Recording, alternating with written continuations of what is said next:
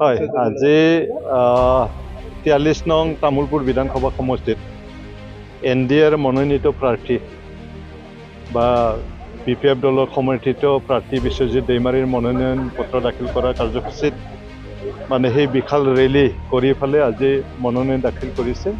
আৰু ইয়াত আহি ময়ো থাকিব পাই মই নিজকে সন্তুষ্ট লাভ কৰিছোঁ আৰু মই আশা কৰিছোঁ এইবাৰ তামুলপুৰবাসী ৰাইজে আমাৰ NDAৰ প্ৰাৰ্থী বিশ্বজিৎ দৈমাৰী ডাঙৰীয়াক বিপুল ভোটত জয়যুক্ত কৰিব বুলি মই আশা কৰিছোঁ।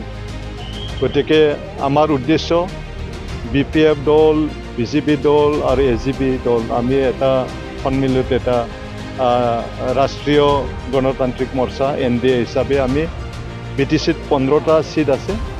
তাৰে ভিতৰত আমি BPF দলে 11খন আসনত আমি প্ৰতিদ্বন্দ্বিতা কৰিব আৰু BJP দলে 4টা আসনত প্ৰতিদ্বন্দ্বিতা কৰিব।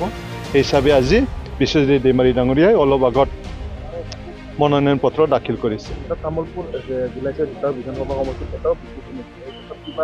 সেই আমাৰ NDAৰ লগত যিহেতু মিলামিচি এইটো আমি কেতিয়াবা চেক্ৰিফাইচো কৰিব লাগিব। গতিকে আমাৰ দলৰ আমাৰ যে হেৰি কমিটি আছে PMB বডি তাত ডিচিশ্যন লৈছে BJP দলক 4টা মানে চিট এৰি দিয়া কথা। সেই মানে আমাৰ হাইকমাণ্ড আমাৰ যিবিলাক হাইকমাণ্ড বুলি ক'লে আমাৰ BPF দলে আছে।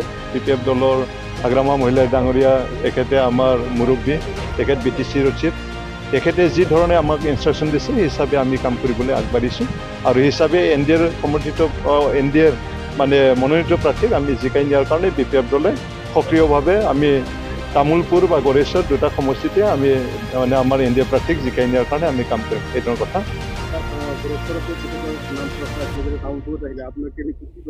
হ'ব। এইটো দলে য'ত মানে প্ৰাৰ্থিত্ব দিছে তাতে কাম কৰিব লাগিব। কোনোবাই নিজৰ জেগাত মানে ইলেকশ্যন খেলিব ইচ্ছা যায়, দলে ক'ৰবাত ঠেলি দিয়ে, তাত যাবই লাগিব। দলৰ মানে ডিচিপ্লিন মানিব লাগিব, সেই ধৰণৰ কথা। আৰু আজি আহি ইয়াতে দেখিছোঁ প্ৰমোদ বড়ো ডাঙৰীয়াও আজি ইয়াত নমিনেশ্যন ফাইল কৰা আমি দেখিছোঁ। VIP কালচাৰ দেখিছোঁ। তেখেতৰ লগত ৰাইজৰ মানে পিছত ৰাইজ নাই, তেখেতৰ লগত VIP গাড়ী আছে দেখিছোঁ। 10-15টামান গাড়ীত অহা দেখা পাইছোঁ। কিছুমান গাড়ীত 1-2জনেহে আছে। গতিকে পাব্লিক নাই। প্ৰমোদ বড়ো ডাঙৰীয়া শোচনীয়ভাৱে পৰাস্ত হ'ব। আৰু প্ৰমোদ বড়োৰ দৰে মানে ক্ষমতা লোভী মানুহ পৃথিৱীত মই দেখা নাই। তেখেতে পাৰ্টীৰ প্ৰেচিডেণ্টো হয়, তেখেতে BTCৰ MCLAও হয়, তেখেতে ৰাজ্যসভাৰ সাংসদো হয়, আকৌ এইবাৰ বোলে MLA হৈ পেলাই মিনিষ্টাৰ হোৱাৰ সপোন দেখিছে। এই সপোন বাস্তৱত ৰূপায়িত নহয়।